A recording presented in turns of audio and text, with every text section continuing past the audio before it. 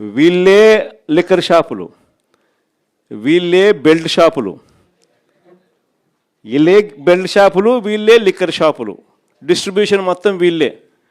ప్రతి 5 బాటిళ్లలో ఒక బాటలు కల్తీ బాటలు. 4 రౌండ్లు అయిపోయినాక ఏం తాగుతున్నాడో ఎవడికి తెలియదు.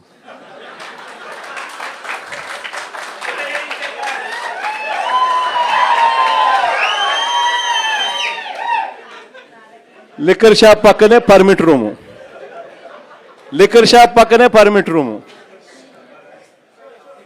లిక్కర్ షాప్ పక్కనే పర్మిట్ రూములు, పర్మిట్ రూముల్లో లూజ్గా మందు అమ్మడం, మందుతో పాటు బజ్జీలు పెట్టడం. 4వ రౌండ్ తర్వాత వాడు ఏం పోస్తున్నాడో వీళ్ళకు తెలియదు, పోసేవానికి తెలియదు.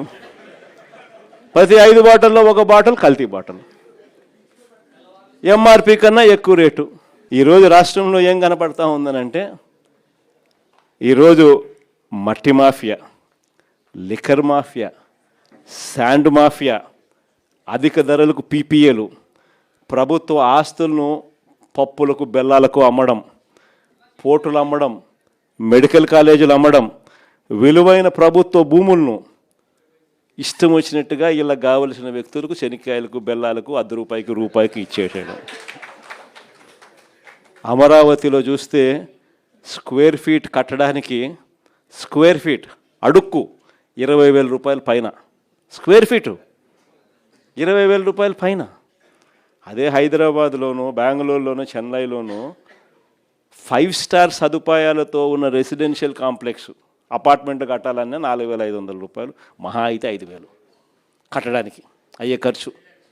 ఈడ అమరావతిలో ఇసుక ఫ్రీ, రాయితీలో ₹20,000 కాస్ట్ ఆఫ్ కన్స్ట్రక్షన్. అంటే లూటీ అన్నది ఏ స్థాయిలో జరుగుతుందని చెప్పడానికి ఇవన్నీ కూడా ఎగ్జాంపుల్స్. ఇవి కాకేమంటున్నాడు ఇప్పుడు కొత్తగా, పీపీపీ పేరుతో దోచేయడం అంట.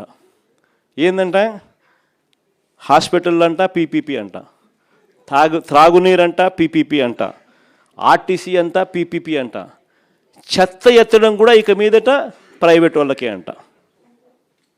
అంటే ఇంక అన్ని ప్రైవేట్ వాళ్ళకంట. అంటే లంచాలు తీసుకోవడము, అన్నీ అమ్మేసేయడము.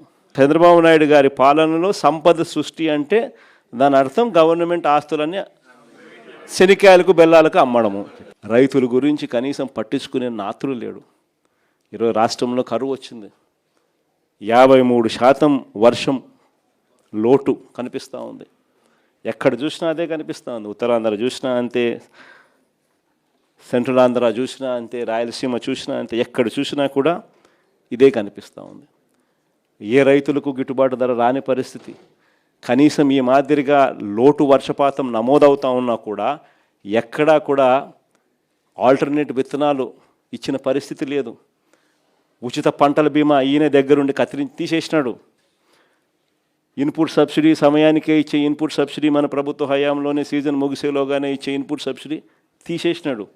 ఆర్బీకేలు నిర్వీర్యం, ఈ క్రాప్ నిర్వీర్యం, రైతులకు 0 వడ్డీ పథకం 0. చివరికి ఏ స్థాయిలో వీళ్ళకు ప్లానింగ్ అనేది లేకుండా చేస్తూ ఉన్నారనంటే, శ్రీశైలంలో ఎఫ్ఆర్ఎల్ ఫుల్ రిజర్వాయర్ లెవెల్ 878 అడుగులు పైన ఉంటేనే నువ్వు పోతిరెడ్డిపాడు ద్వారా రాయలసీమకు నీళ్ళు ఇవ్వగలుగుతావు, ఫుల్ డిశ్చార్జ్ డ్రా చేయగలుగుతాం 44,000 క్యూసెక్స్. 878 అడుగులు శ్రీశైలంలో ఉంది, కానీ రాయలసీమకు నీళ్ళు ఇవ్వడంలా. పక్కన తెలంగాణ పవర్ హౌస్లో నుంచి power generation, Andhra power generation. Telangana వాళ్ళు 800 అడుగుల్లో నుంచి పంపు కూడా చేస్తున్నారు నీళ్ళు, భీమా, నెట్టంపాడు, కోయిల్ సాగర్. రాయలసీమకు మాత్రం నీళ్ళు ఇవ్వడంలా. 878 అడుగుల నుంచి వీళ్ళు లెఫ్ట్ రైట్ సెంటర్ కిందికి నీళ్ళు కొడతా ఉంటే, ఆ నీళ్ళు 878 అడుగుల నుంచి కిందికి వచ్చేస్తే ఆ తర్వాత నువ్వు ఎలాగో రాయలసీమకు నీళ్ళు ఇవ్వలేవు, ఇవ్వాలనుకున్నా ఇవ్వలేవు. ఎందుకంటే ఆ లెవెల్ ఉంటేనే నీళ్ళు ఇవ్వగలుగుతాం. రాయలసీమ లిఫ్ట్కేమో ఈయన వ్యతిరేకము. అసలు ప్లానింగ్ అనేది లేదు. రైతులు అనేది ఏమైపోతున్నారు అనేది చీకు చింత లేదు.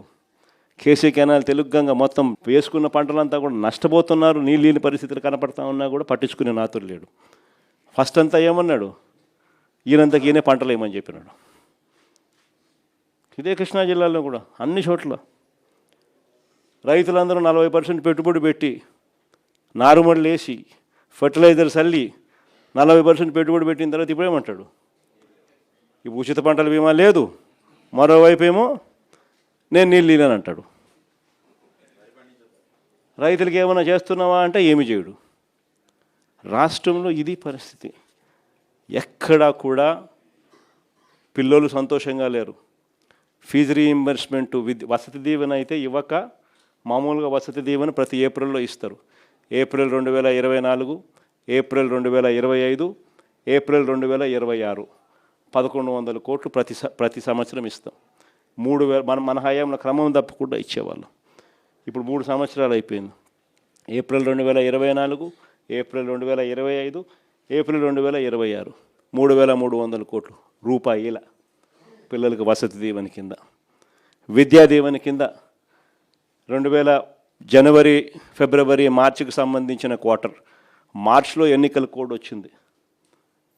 జనవరి, ఫిబ్రవరి, మార్చికి సంబంధించింది ఏప్రిల్లో వెరిఫికేషన్ చేసి మేలో ఇవ్వాలి. అక్కడ ఆగిపోయింది అంతే. అక్కడ నుంచి ఈ సంవత్సరం కూడా లెక్కేసుకుంటే, ఈ సంవత్సరం మార్చి దాకా కూడా లెక్కేసుకుంటే 13 క్వార్టర్స్, అంటే 13 త్రైమాసికాలు. ఈ సంవత్సరం ఎండ్ దాకా తీసుకుంటే 13 క్వార్టర్స్, ఒక్కొక్క క్వార్టర్కు 700 కోట్లు ఖర్చు అవుతుంది ఫీజు రీయింబర్స్మెంట్ కింద ఇవ్వాలంటే. 700 కోట్లు ఇంటూ 13 అంటే 9100. వసతి దీవెన కింద 3300 కోట్లు, 12400 కోట్లు. ఈయన ఇచ్చింది ఎంత అంటే ఒకసారి 1700, ఒకసారి 1100, 9000 చిల్లర కోట్లు పెండింగ్. పిల్లోళ్ళు సంతోషంగా లేరు. ఫీజులు అందని పరిస్థితి, చదువులు మానేస్తూ ఉన్న పరిస్థితులు, వైద్యం అందని పరిస్థితి. అక్క చెల్లెమ్మలకు కనీసం ఈయన చెప్పిన హామీలకు అయితే దేవుడు ఎరుగు, సూపర్ 6, సూపర్ 7 అయితే దేవుడు ఎరుగు. ఇచ్చే 0 వడ్డీ పథకాన్ని సైతం రద్దు చేసేసినట్టు. పొదుపు సంఘాలకు బ్యాంకుల్లో ఇచ్చే రుణాలు మన హయాంలో చంద్రబాబు నాయుడు వదిలేసిన ఇప్పుడు 20,000 కోట్ల చిల్లర ఉన్న రుణాలను మన హయాంలో క్రమంగా పెంచుకుంటూ పోయి 49,000 కోట్లకు తీసుకుపోయినాం.